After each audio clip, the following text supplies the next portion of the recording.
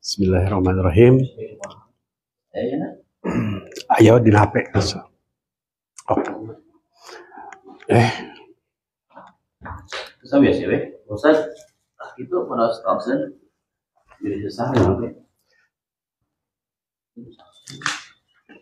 Jadi sebelum ya di review aja nu sebelum jadi sebelum kita masuk kepada yang syariat kita gimana gue sebelum masuk ke dalam syariat ada baiknya kita penekanan pada diri dulu, pada diri kita sendiri, sebagai trigger untuk melaksanakan ibadah, bahwa kita itu menghadap kepada siapa, seperti itu. Seperti halnya ketika Rasulullah diutus kepada orang-orang Quraisy kan tidak langsung kepada syariat, tapi ke dalam bagaimana seseorang meyakini bahwa kita itu menyembah kepada Allah yang Allahnya itu tidak terlihat, sementara di agama-agama lain kan terlihat. Berdasarkan kronologinya ya lah, kenapa manusia itu diperintah oleh Allah, itu kan ada di surat Az-Zariyat yang sebelumnya kita udah bahas. Bismillahirrahmanirrahim. Wa ma khalaqtul jinna wal insa illa liya'budun. Itulah undang-undang dasarnya lah. Itu sebenarnya disebut juga lah takdir manusia eta gitu sebenarnya untuk beribadah kepada Allah. Nah, takdir itu kan terdiri dari qada dan qadar. Qada itu ketetapan, qadar itu qadar. Qadarna gitu. La yukallifullahu nafsan illa wus'aha. Jadi Allah udah kadarnya manusia lah seperti itu. Moal sampaikan ke ripuh untuk sementara di agama lain beribadah itu ayan ripuh lah sampaikan ke untuk sampai ke bukit itu dia merayap segala macam, bahkan ada yang tangannya disalib, dipaku segala macam. Agama itu tidak seberat itu. Jadi pada asalnya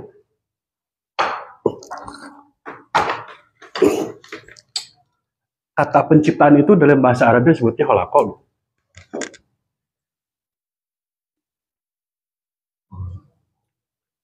Yang menciptakan disebut khaliq. Yang diciptakan maf'ulna makhluk.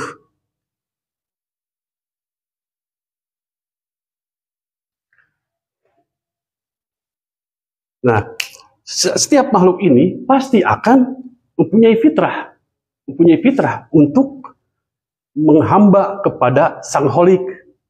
Disebutlah dengan istilahnya abdun, atau kita lebih kenal dengan nama Abdullah. Ternyata bahwa bapaknya Rasulullah itu kan bernama Abdullah. Sementara pada waktu itu Islam belum ada. Ketika bertanya kepada orang-orang Quraisy, kafir Quraisy, siapa yang menciptakan kalian? Mereka bilang Allah. Nah, niat kepada Allah, tapi tata cara dia bikin sendiri. Kalau dia menyembah kepada dia mempunyai alasan berdalih bahwa mereka menyembah berhala itu hanya berdalih bahwa berhala itulah yang akan menyampaikan rasa cinta kepada Allah.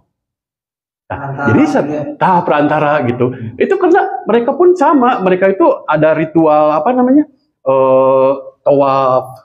Pada waktu itu mereka itu pipiluan dalam beragama itu, karena pada waktu itu Yahudi, Nasrani ada yang sering melakukan tawaf, karena di kitab mereka juga ada di kitab mereka.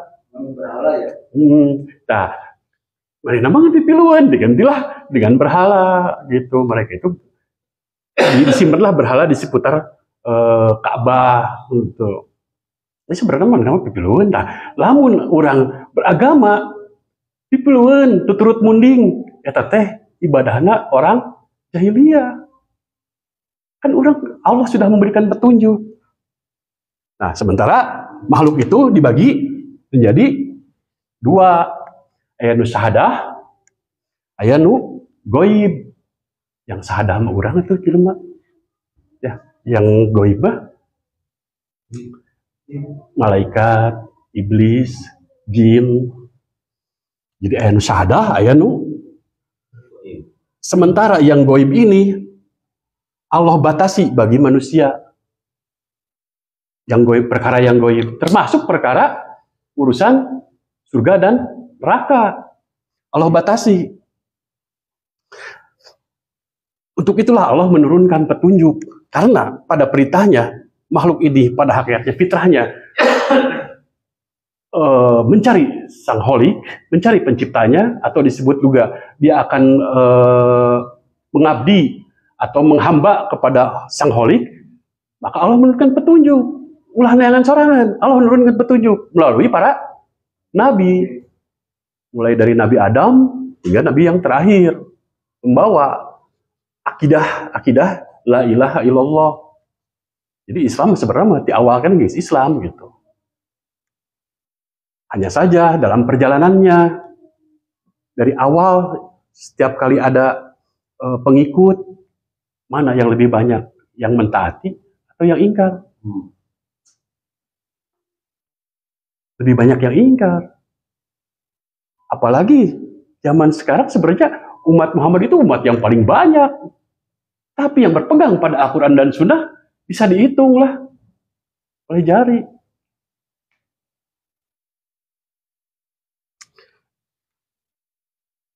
Kalau kita beribadah, ibadah itu kan artinya taat, patuh. Namun taat, patuh pada apa? Pasti pada aturan. Aturan yang telah Allah turunkan, yaitu Al-Quran dan Sunnah. Maka selain itu, tidak diperkenankan. Di surat, apa Ustaz? Al-Bayyinah ayat 5, wa ma umiru illa liya'budullah muhlisi nalahuddin. Sebutkanlah muhlisin nalahuddin itu orang kita menyembah kepada Allah dengan cara memurnikan agama milik Allah. Artinya Allah tahulah bakal aya jelema nu bakal mengubah-ubah agama. Itu yang tidak pernah terjadi, makanya kata bid'ah itu setelah Rasulullah tidak ada. Dengan alasan sepele, apa salahnya? Kan ini baik, kan itu baik, segala macam lah alasan dimunculkan hanya untuk itu. Sebenarnya itu kan keluar dari al-hawa pada dirinya, bukan pada taat, bukan sami'na wa ata'na ya. Tambahan kudu dalam hakikatnya beginilah. Banyak ketika Quran menerangkan masalah waris, masalah poligami, lalu orang banyak yang tidak setuju masalah waris. Wah, harusnya adil, 50-50 gitu. Sama. Nah. Tapi di satu sisi dia sholat. Loh kenapa? Di satu sisi dia tidak menerima waris, tapi di satu sisi dia sholat. Itu hakikatnya menolak seluruh perintah Allah sebenarnya, menolak seluruh syariat Allah. Kenapa sholat mau, tapi ayat yang lain, syariat yang lain dia tolak? Hakikatnya dia sholat pun hanya karena al-hawa yang ada pada dirinya. Ia cocok dengan orang. Yahudi teh gitu, Yahudi teh milih-milih, termasuk tentang kisos, ayat-ayat kisos mereka hilangkan.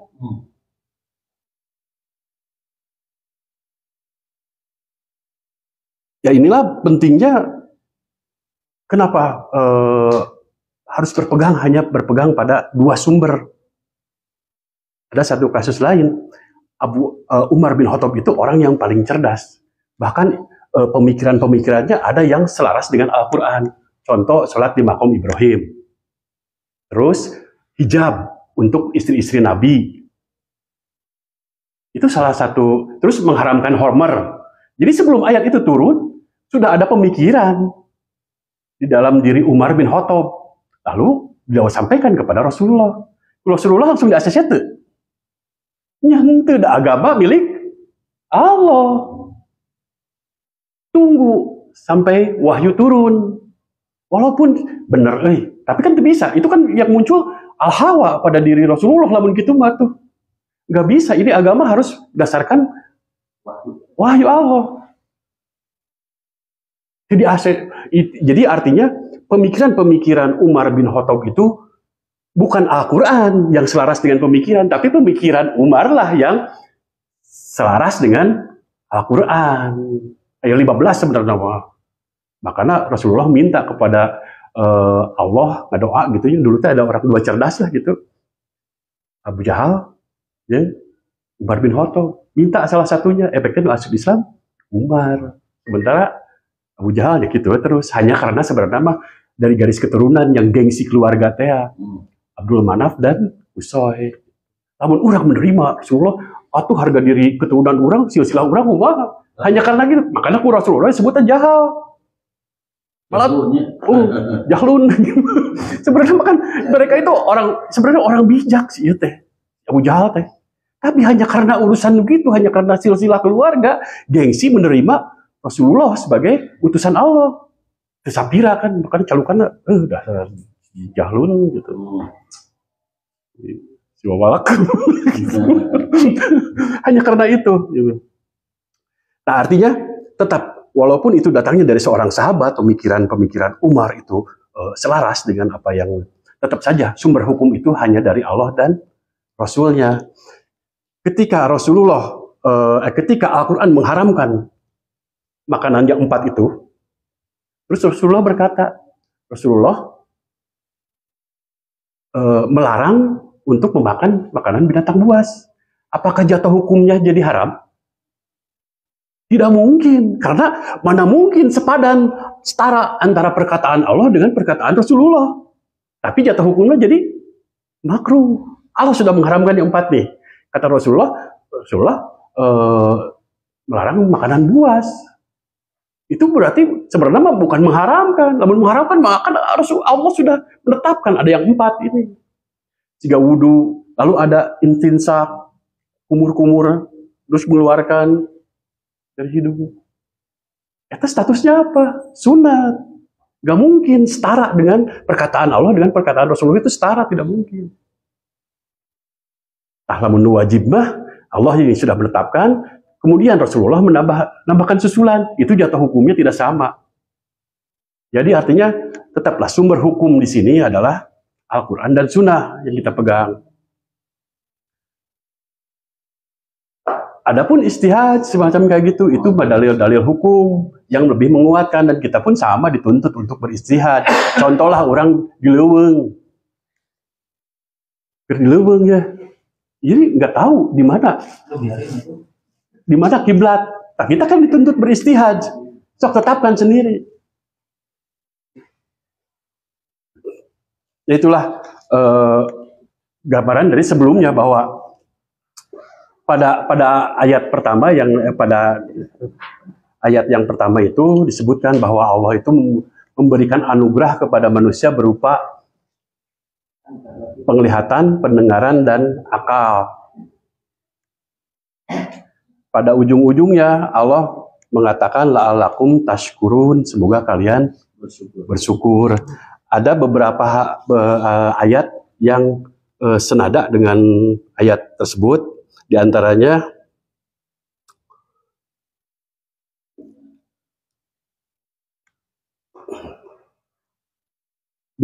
surat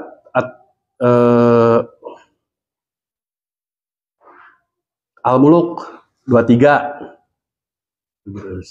Qul huwallazi ansa'akum wa ja'ala lakumus sam'a wa absara wal afidah qalilam ma tashkurun. Kalau pada ayat ini langsung disebutkan, tapi sedikit saja orang-orang yang bersyukur. Terus pada ayat berikutnya di surat Al-A'raf ayat 179.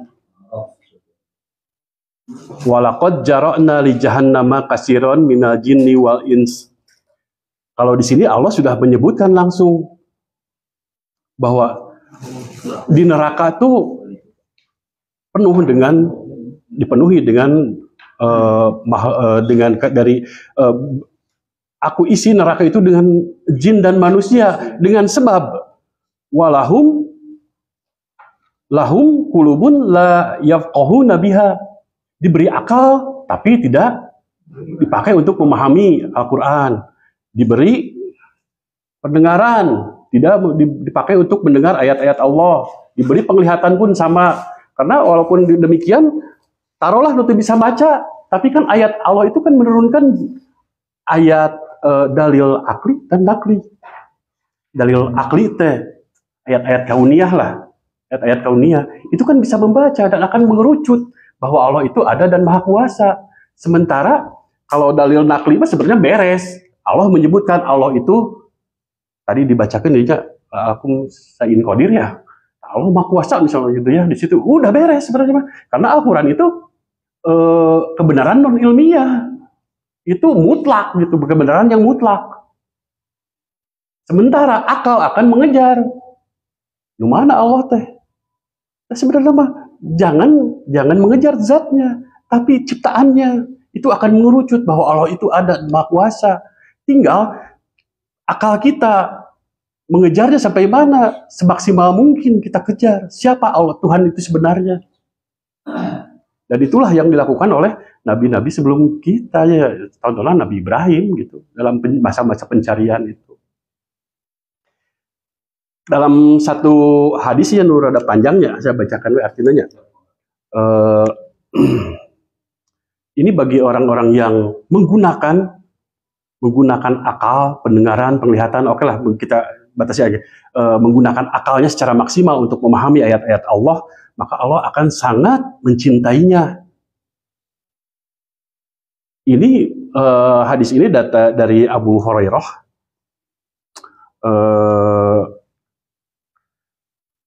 Hadis riwayat Bukhari.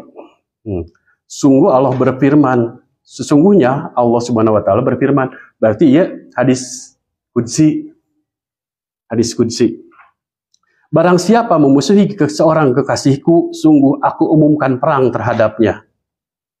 Seorang hambaku tidak mendekatkan diri kepadaku dengan sesuatu yang lebih aku cintai dari apa yang aku fardukan dan wajibkan atas dirinya. Seorang hamba terus senantiasa mendekatkan diri kepadaku dengan amalan-amalan sunat hingga aku mencintainya.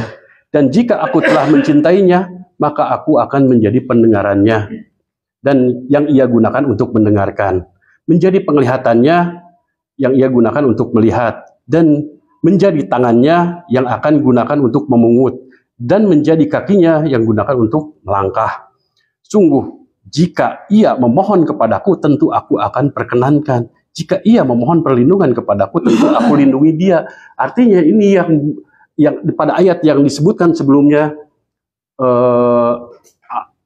pendengaran, penglihatan, dan akal digunakan sesuai dengan keinginan Allah, maka Allah akan menjadi tangan dan kakinya, seolah-olah orang teh, namun bahasa kasarnya, bahasa Nabi dimaksum lah. Orang erek berbuat salah gitu, Allah diingetan.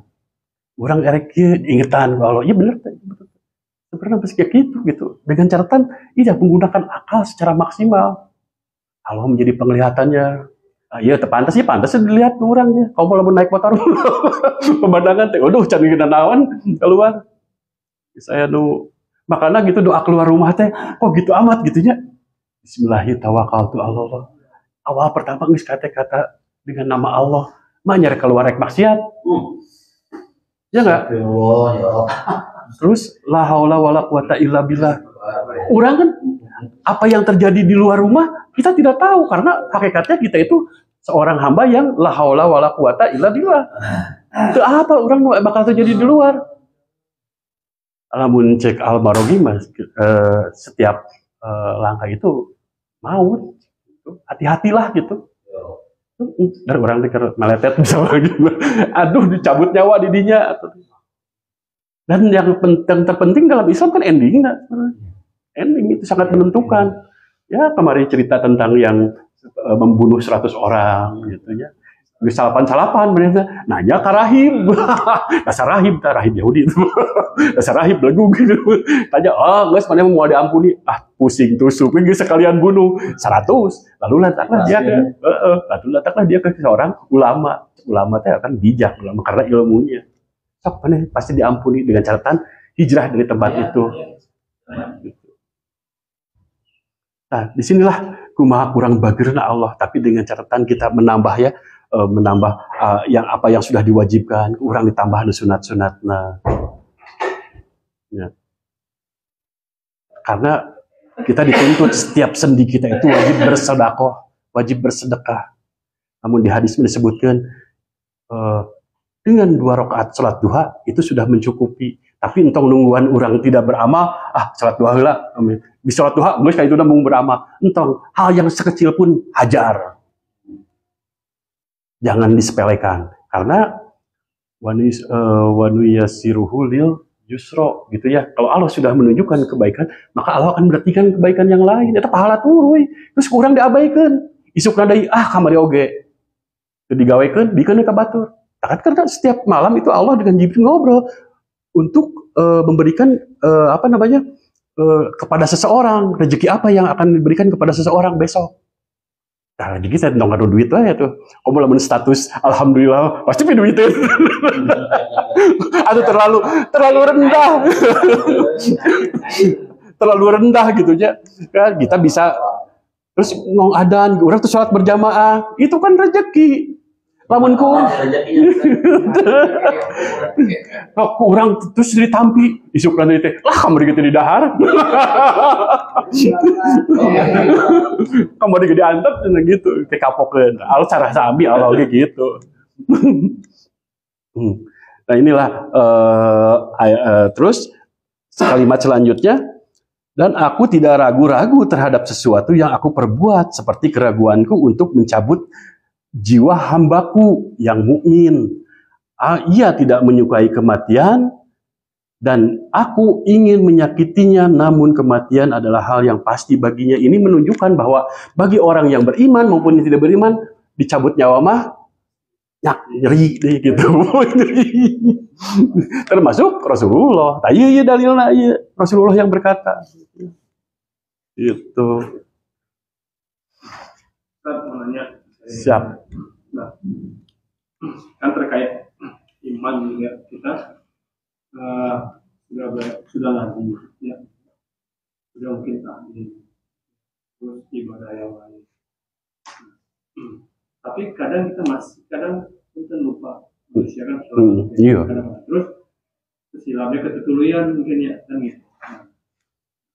Kondisi seperti itu, letak imannya itu masih di dalam akal pikiran. Udah sampai ke hati. Nah, kita ambil dulu definisi iman itu apa. Itu kan. Karena kalau logiknya kalau udah dia ngaji mah harusnya mah sudah bisa yang tadi kan. Iya. Walau kotanya di sana kita tahu. Orang kan itu keluar rumah mau taklim, mau itu dia cari nafkah. Pada saat dia berdoa itu berarti kan apa yang tidak ia lakukan berpengaruh kepada pelaku.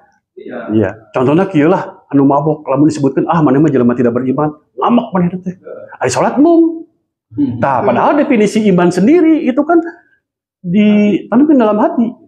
Diucapkan dengan lisan dan dengan perbuatan. Ari salat tara, ari sementara wayahna ari iman pada kudu aya 3 ieu baru disebut beriman. Jadi kan kalau misalkan nuliskan ngaji ongko, talim ongko, tapi masih melakukan maksiat imannya berarti masih. Dan sebenarnya mah dia tidak tahu makna dari sholat itu sendiri. Ari sholat naon sih? Tah eta. Tujuan akhirnya selain dipikir juga ke hati. Cuman ya gitu permasalahannya, kenapa banyak orang yang sholat tapi berbuat masih tetap berbuat maksiat? Berarti gitu. Ada apa dengan sholatnya? Lalu disebutkan husu. Ada husu di dalam salat naon sih? Husu naon sih? Husu mah lamun di dalam salat ya konsentrasi, fokus gitu kepada Al-Marogi deui pada bacaan salat dan gerakan salat. Gerakan itu sesuai dengan apa yang telah dicontohkan oleh Rasulullah. Ingat ke pasar, balik deui ka dinya. Ingat beli bahan, balik deui ka dinya. Itu udah mau aya nu sampikeun ka fokus gitu mau aya. Orang balik bisa mengembalikan sadar bahwa itu. Eta husu masih gitu, cuma segitu. Ketika kan iya dalil tenungan ketika dikumandangkan azan, maka setan lari terbirit-birit. Kita datang deui, beres adzan datang deui. Dibacakeun qomat, ini deui. Terus orang salat, datang teu geus aya. Istilahna setan itu moal disebutna usumna. Usum digoda setan lagi, wah selalu aya. Ada setan ini kurang ke sholat, setan mau balik orang pada lagi ke sholat. Nah, termasuk kalau kita lamun ningali makna dari Fatihah teh anu kamarinya yang kita minta itu kan an'amta alaihim. Yang kita hindari adalah maghdub dan dolin. Dolin itu kan beramal tanpa ilmu. Setan nggak goda mau kan gitu. Mau capek-capek tadi goda geges, salah. Permasalahannya di sisi malaikat itu ketika mencatat itu hanya ada 2 kolom. Lamun benar diberi pahala, lamun salah mau dibelengkeun. Salah. Artinya setiap kali sholat itu bisa jadi orang teh nilai dosana lebih banyak salah karena salahnya lebih banyak daripada etana anu benerna. Misalnya 50 gerakan ya, anu bener 4, berarti sisana salah. Nah, iya fungsinya dituntut orang Islam itu mengetahui ilmunya. Tapi ada kendala ya ketika yang tadi berkaitan dengan yang kita tadi bicarakan. Kenapa? Karena sulit ya mengubah mereka gitu nunggus mengakar gitu hal yang bid'ah gitu ya. Esek gitu. Dengan alasan kan sepele ya. Dengan seukur kan apa salahnya? Ini kan baik gitu. Kalau kita lihat itu kan yang disebut jahlun itu kan bagi 2. Jahlun basit dan jahlun murakab. Jahlun basit itu anu bodoh nate nu bodoh seperti orang kafir masuk Islam. Kosong keneh. Itu gampang seperti gelas kosong orang. Iya. Tapi nu murakab tahu sautik tapi berkedawangna moal aya. Lebih susah. Itu sering saya lihat. Sebenarnya mah saya alhamdulillah teh orang di mengingat pada diri saya pribadi gitu ya. Saya di lingkungan ya itulah gitu. Alhamdulillah gitu ini mah istilahnya anugerah terbesar gitu ya yang saya dapat gitu. Saya 2008 usaha down gitu ya. Terus gitu seiring dengan berjalannya waktu saya menemukanlah agama yang benar. Oh iya gede agama yang benar teh. Ternyata selama iya loba offset teh. Begitu anu bekas hal yang kemarin yang saya misalnya bangkrut dalam sisi ekonomi. Udah naonan daripada orang temangi agama nu benar mah. Jeding. Kudu don mun aya soleh bener. Sebenarnya apa aja, rek down tetap ada pelajaran. Nah, makanya kunaon sih lamun ya makanya kenapa sih lamun setiap aya pembicaraan seminar segala macam Yokota jelema sukses. Tong jelema sukses atau jelema bangkar. Coba.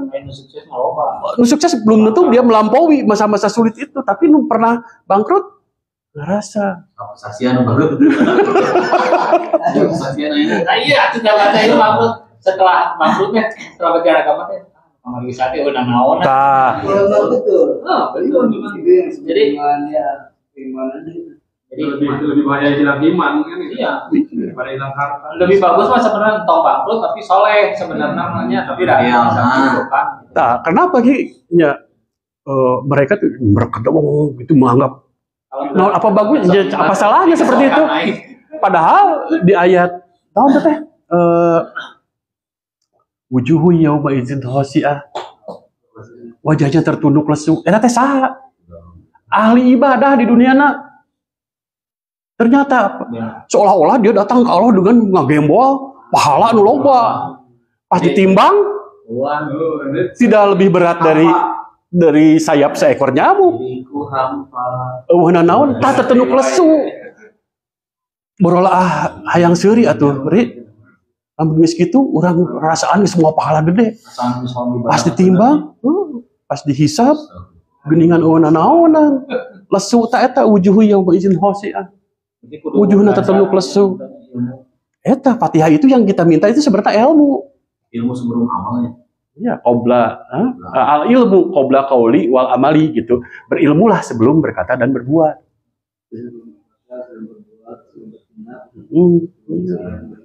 Ustaz sering baca Fathul Bari. Tapi kan saya mau hafal ilmu lagi jadi hafal ini.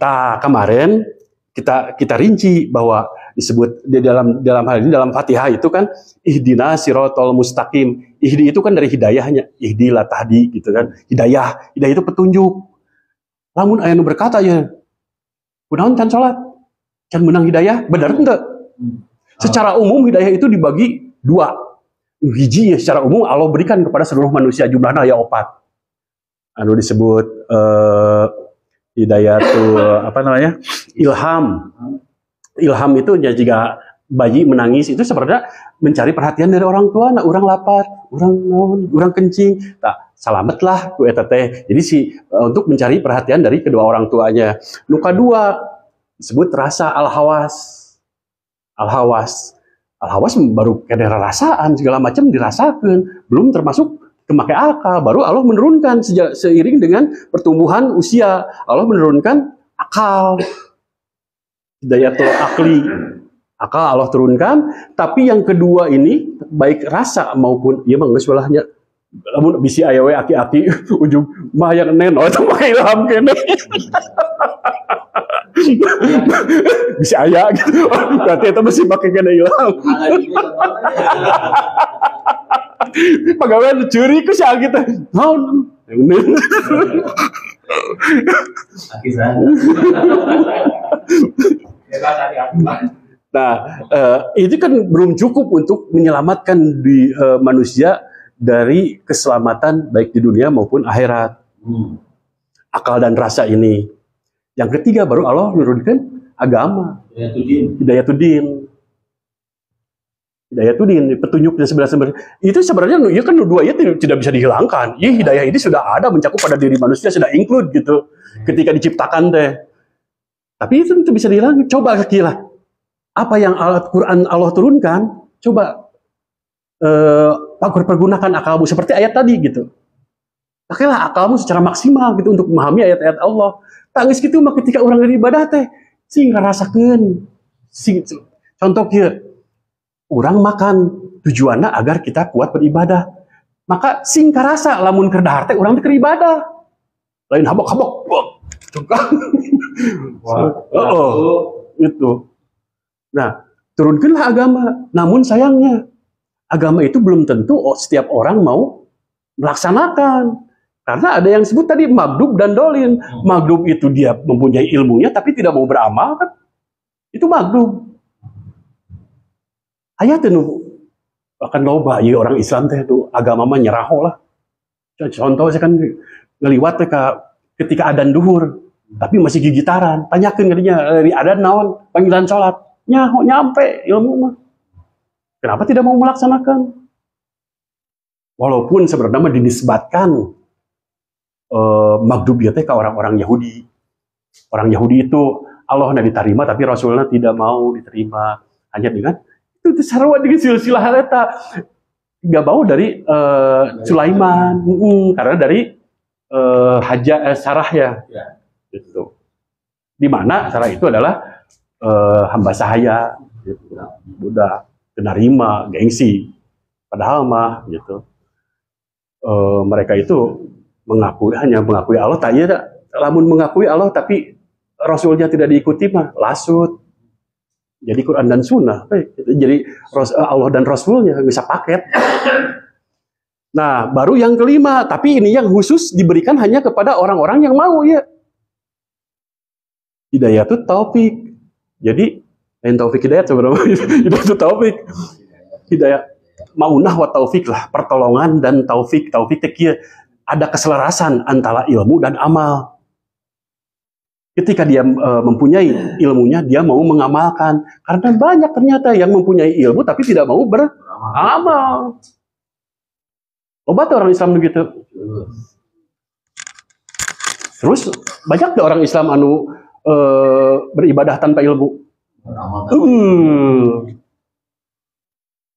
Inilah yang kita minta setiap hari, seberapa kali sholat wajib baik 17. Tapi tidak tahu makna apa yang kita minta. Konsekuensinya apabila kita minta, konsekuensinya mau beramal, baru Allah akan menolong. Mau tiba-tiba jadi sakti, jadi soleh. Ihdinas siratal mustaqim, tunjukkanlah kepada jalan Islam. Artinya apa? Sok atuh diajar Islam teh naon. Engke ku Allah dipermudah. Wa nuyassiruhu lil yusra. Ketika tahu yang ini, nanti Allah akan memberikan dari amal saleh nu lain terus. Apa yang tidak tahu sekarang, besok akan diberi lagi yang baru. Tinggal urang. Ya, di ayat lain kan Wahadainahu najdain ya. Ditunjukkan dua-duana reka mana.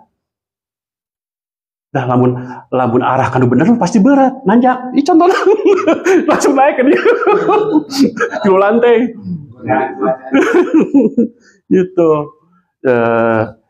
Jadi kita kembali ke sini. Jadi ini hadis berkaitan dengan dari surat An-Nahl. Ini hadisnya, kalau dari tafsir itu hadisnya ini. Dan maksudnya adalah seorang hamba ketika memurnikan ketaatannya kepada Allah, maka Allah akan pasang badan lah. Gitu. Jadi penglihatannya, pendengarannya, artinya sebenarnya jika dimasuk. Ketika orang mau salah, diingetan. Tapi lamun orang ngahajakeun, besok-besok deh ku Allah, lah kamari diingetan ge. Percuma. Akan semakin jauh dari Allah teh. Tidaklah seseorang sholat, tapi ya Allah teh kalau kamu jauh. Nah, tadi ada berkaitan dengan husu. Husu itu lamun di surat Al-Baqarah 45-46. Al-Baqarah 45-46. Husu teh berat gitu.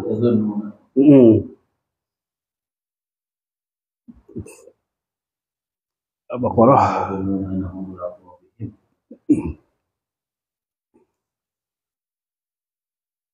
Ayat Bohim. Nah.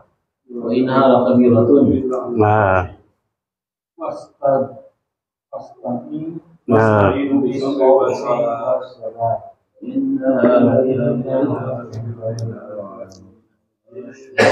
Empat genepna eta Bohim.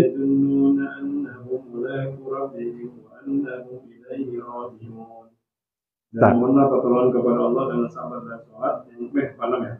Panem yaitu mereka yang yakin bahwa mereka akan menemui Tuhannya dan bahwa mereka akan kembali kepada-Nya. Nah, disebutkanlah ya di ayat 45 memohon perlindungan atau meminta pertolongan kepada Allah dengan sabar dan sholat. Sabar naon? Sabar naon? Ketika al-haq berada di depan. Contoh ya, sekali kalau kita ada masalah, misalnya contoh orang dipepet ya di motor, set, anu muncul pertama naon, pasti rasa, aya ngababuk, lamun tuh gitu deh. Tak, lamun disebut sabar mah pasti nu muncul teh agama al-haq yang lebih dahulu. Cek agama kumaha. Ketika keluarga kita menangis itu kan sesuatu yang emang menyedihkan buat kita. Cek agama kudu kumaha, benar kudu nakolan eta meratapi. Nah, agama nu harus muncul duluan. Ternyata di dalam sholat pun sama, al-haq yang harus muncul, ilmu nu kudu muncul teh lama. Dalamun kahayang hate mah sabodo teuing sholat mah. Dar di sholat subuh seger kene 4 rakaat. Tah ieu makana kudu muncul sabar. Kenapa sabar disebutkan terlebih dahulu daripada sholat? Itu. Makanya ilmu kudu muncul teh heula teh. Untuk seluruh ketika diberi kesenangan pun sama sebenarnya hakikatnya. Tadi dia orang yang khusyuk itu mereka yang yakin akan bertemu dengan Robnya. Namun yakin bertemu dengan Robnya pasti akan mempersiapkan, akan berbekalan gitu. Apa aja sih yang khusyuk itu? Surat Al-Mu'minun, sok 1-11 lah. Ya Al-Mu'minun. Qad aflahal mu'minun. Surat seberapa Ustaz? Surat Al-Mu'minun. Apa Al-Mu'minun? 23. Ayat seberapa Ustaz? 1-11. Qad aflahal mu'minun. Alladzina hum fi sholatihim khashi'un. Disebutkanlah qad aflahal mu'minun. Aflah itu apa sih? Falah. Ya falah kan kemenangan ke surga. Disebutkanlah ayat kalimat al-falah itu dalam azan. Hayya 'alal falah, hayya 'alas shalah, hayya 'alal falah. Surga al-falah teh. Surga kemenangan ya pastilah lamun menang ke akhirat pasti dapat surga. Itu. Tapi antara hayya ala sholah dan hayya ala falah itu keduanya tidak, tapi dijawab dengan jawaban yang sama. Naon jawaban anak dalam la haula wala quwata illa billah. Artinya untuk ketaatan pun orang tidak bisa sesoranganan. Sandarkeun ka Allah, minta ka Allah. Komo deui hayang surga. Maka ada dijawabna la haula wala quwata illa billah. Nah iyalah di ayat 1 ini disebutkan lah di tempat al-hafal mu'minun teh tak iya anu disebut khusyuk teh artinya di luar sholat. Ari di sholat mau kudu konsentrasi, di luar sholat pun ingat pada hukum-hukum Allah. Temenang tak iya dilarang teh.